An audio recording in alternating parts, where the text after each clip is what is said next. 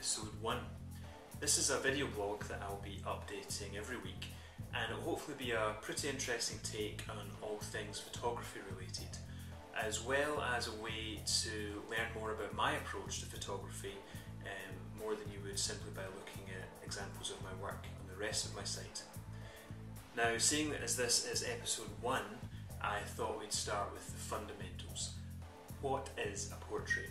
Or rather, what am I looking to do when I take someone's portrait? Well, a dictionary definition of portrayal would be a word picture of someone's appearance and character.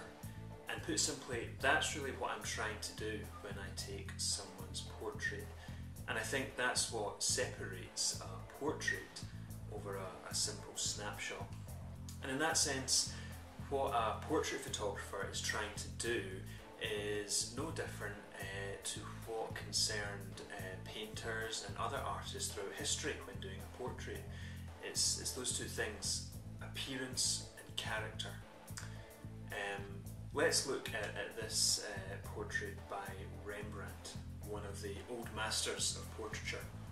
We can see that he's obviously really concerned with capturing a good likeness to his subject, but with the colour palette he's used and that moody light, he's also conveying something of the man's character.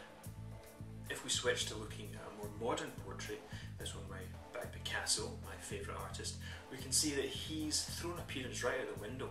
For Picasso, it's all about capturing character. Now, as I said before, by using a camera instead of a paintbrush, I'm pretty much guaranteed to capture the likeness of someone.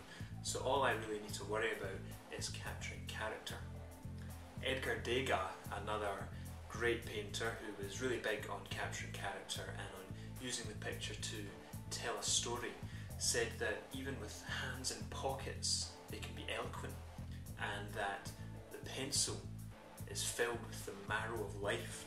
I love that phrase, and I guess really I want my camera to be filled with the marrow of life. If I'm taking a portrait of you and your family, I don't just want to show you what you look like.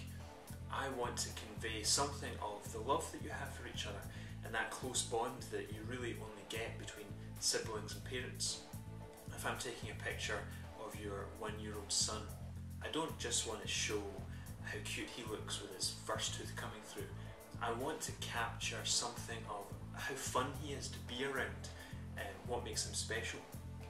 It's definitely true that you can be over symbolic with a portrait. Sometimes keeping it simple is best, but I think it's finding that balance between the likeness of someone, their appearance, and capturing something about them that makes a great portrait. See you next week.